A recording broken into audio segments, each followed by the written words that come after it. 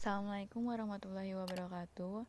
Kami dari kelompok 8 yang beranggotakan Kenny Alvina, Rizka Ramadita, dan Yuanita Indasari akan menyampaikan materi tentang pasar modal, pasar uang, dan falas untuk memenuhi tugas mata kuliah Bank Lembaga dan Keuangan. Pasar modal. 1. Pengertian pasar modal. Secara istilah terdapat pengertian pasar modal yang cukup beragam. Berikut beberapa pendapat mengenai definisi pasar modal. Menurut Undang-Undang Pasar Modal Nomor 8 Tahun 1995 memberikan pengertian pasar modal yaitu kegiatan yang bersangkutan dengan penawaran umum dan perdagangan efek. Perusahaan publik yang berkaitan dengan efek yang diterbitkannya, serta lembaga dan profesi yang berkaitan dengan efek. Menurut Dr. Kasmir, pengertian pasar modal secara umum merupakan suatu tempat bertemunya para penjual dan pembeli untuk melakukan transaksi dalam rangka memperoleh modal. 2. Instrumen pasar modal. Instrumen pasar modal yang diperdagangkan berbentuk surat-surat berharga yang dapat diperjualbelikan kembali oleh pemiliknya, baik instrumen pasar modal bersifat kepemilikan atau bersifat hutang. Adapun masing-masing jenis instrumen pasar modal yang dapat dijelaskan sebagai berikut. A. Saham merupakan surat berharga yang bersifat kepemilikan.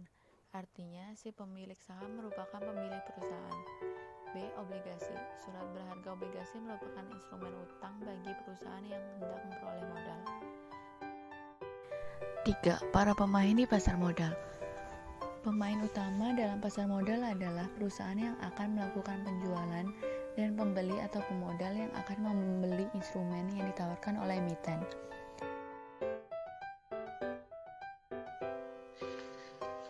4. Yaitu lembaga yang terlibat di pasar modal. Yang pertama, ada lembaga-lembaga pemerintah. Lembaga-lembaga pemerintah yang terkait dengan kegiatan di pasar modal tersebut adalah sebagai berikut. 1. Badan Pelaksana Pasar Modal. 2. Badan Koordinasi Penanaman Modal. 3. Departemen Teknis. 4. Departemen Kehakiman. Kedua, lembaga-lembaga swasta. Lembaga-lembaga swasta yang mempunyai kaitan erat dengan pasar modal yaitu notaris, BPKP, konsultan hukum, penilai, dan konsultan efek. 5. Prosedur emisi. Prosedur dan persyaratan yang dimaksudkan adalah mulai dari persyaratan emisi sampai ke tangan investor. Kemudian dilanjutkan dengan penjualan dan pembelian saham dan obligasi di pasar perdana atau primer sampai di pasar sekunder. Persyaratan emisi adalah izin registrasi yang diberikan oleh Bapepam setelah memenuhi persyaratan yang telah ditetapkan sebelumnya. Setelah registrasi di Bapepam, emiten harus listing di bursa paling lambat 90 hari setelah izin dikeluarkan. Adapun prosedur dan tahap emisi adalah sebagai berikut. Yang pertama ada tahap persiapan, lalu penyampaian letter of intent, yang ketiga ada penyampaian penyataan pendaftaran, yang keempat evaluasi oleh Bapepam, dan terakhir itu dengan pendapat terbuka. 6. Pasar perdana atau primary market. Setelah memenuhi persyaratan untuk emisi, maka Ketua Bapepam mengeluarkan izin emisi. Penawaran efek setelah pemberian izin emisi sampai dengan pencatatan di bursa disebut pasar perdana atau primary market. Penawaran efek dalam pasar perdana memiliki beberapa tahap persyaratan yang harus dilalui dan dipenuhi. Adapun tahap-tahap penawaran efek di pasar perdana sebagai berikut, yaitu pengumuman dan pendistribusian prospektus, selanjutnya masa penawaran, masa penjatahan, masa pengembalian, penyerahan efek, pencatatan efek di bursa, dan pasar sekunder. Di sini ada pasar uang dan pasar valuta asing. Yang pertama ada pengertian pasar uang. Pasar uang atau money market di Indonesia masih relatif baru jika dibandingkan dengan negara-negara maju. Namun, dalam perkembangan dunia sekarang ini, pasar uang di Indonesia juga ikut berkembang, walau tidak semarak perkembangan pasar modal atau capital market. Pasar uang atau money market merupakan sarana lembaga keuangan, perusahaan non-keuangan, dan peserta lainnya baik dalam memenuhi kebutuhan dana jangka pendek maupun dalam rangka melakukan penempatan dana. atas kelebihan likuiditas. Merupakan sarana pengendali moneter oleh penguasa moneter dalam melaksanakan operasi pasar terbuka. Selanjutnya ada tujuan dari pasar uang dari pihak yang membutuhkan dana. Tujuan pihak yang membutuhkan dana di pasar uang yaitu untuk memenuhi kebutuhan dana jangka pendek, yang kedua untuk memenuhi kebutuhan likuiditas, yang ketiga untuk memenuhi kebutuhan modal kerja, dan yang keempat sedang mengalami kalah clearing. Selanjutnya ada dari pihak yang menanamkan dana. Tujuan pihak yang menanamkan dana di pasar modal yang pertama, untuk memperoleh penghasilan dengan tingkat suku bunga tertentu. Yang kedua, bermaksud membantu pihak yang benar-benar mengalami kesulitan keuangan. Yang ketiga, spekulasi dengan harapan akan memperoleh keuntungan besar dalam waktu yang relatif singkat dan dalam kondisi ekonomi tertentu. Nah, di sini ada instrumen pasar uang. Yang pertama ada interbank call money. Kredit atau pinjaman yang harus segera dilunasi dari pihak pemberi dana, dibayar apabila sudah ada tagihan atau panggilan dari pihak pemberi dana atau kreditor dengan jangka waktu pelunasan sekitar 1-7 hari. Yang kedua ada sertifikat Bank Indonesia atau SBI. Sertifikat Bank Indonesia atau SBI merupakan surat berharga yang diterbitkan oleh Bank Sentral atau BI. Penerbitan SBI dilakukan atas unjuk dengan nominal tertentu, dan penerbitan SBI biasanya dikaitkan dengan kebijaksanaan pemerintah terhadap pasar terbuka dalam masalah penanggulangan jumlah uang beredar. Yang ketiga, ada sertifikat deposito, yaitu merupakan alternatif utama bagi pihak perbankan untuk memenuhi kebutuhan dana dan jangka pendeknya.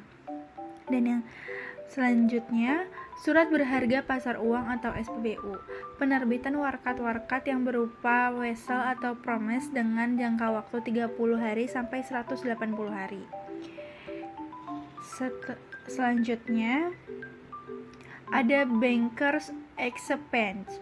Itu merupakan wesel bank yang diberikan cap dengan kata-kata accept dan dapat diperjualbelikan di pasar uang sebagai salah satu sumber dana jangka pendek. Selanjutnya ada commercial paper, merupakan kertas berharga yang dapat diperdagangkan di pasar uang dalam jangka waktu yang tidak lebih dari 1 tahun. Selanjutnya ada treasury bills, merupakan instrumen pasar modal yang diterbitkan oleh Bank Sentral dengan jangka waktu paling lama 1 tahun. Penerbitan treasury bills oleh Bank Sentral ini biasanya atas unjuk dengan nominal tertentu. Dan yang terakhir ada repurchase agreement, merupakan surat berharga yang juga dapat dijualbelikan dengan perjanjian tertulis bahwa si penjual akan membeli kembali surat-surat berharga tersebut. Pengertian pasar valuta asing, pasar di mana transaksi valuta asing dilakukan baik antar negara maupun dalam suatu negara. Setiap kali melakukan transaksi valuta asing digunakan kurs atau nilai tukar.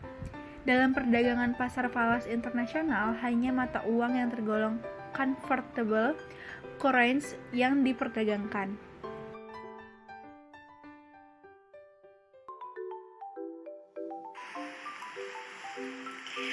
Yang kelima ada tujuan melakukan transaksi falas. Yang pertama untuk transaksi pembayaran, yang kedua pengiriman uang ke luar negeri, yang ketiga kemudahan berbelanja, yang keempat mempertahankan daya beli, yang kelima mencari keuntungan, dan yang keenam pemagaran risiko.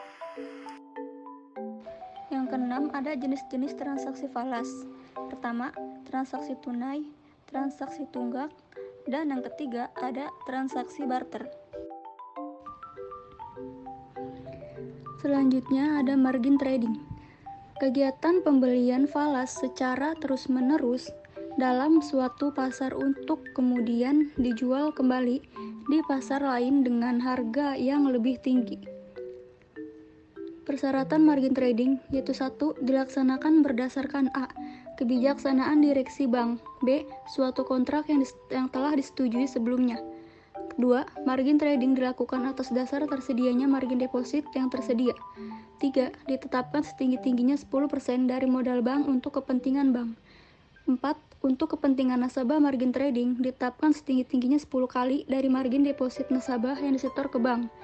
5. Jika mengalami kerugian 5% dari modal, maka harus segera menghentikan kegiatan margin trading dan baru dapat dilakukan kembali setelah memperoleh persetujuan BI.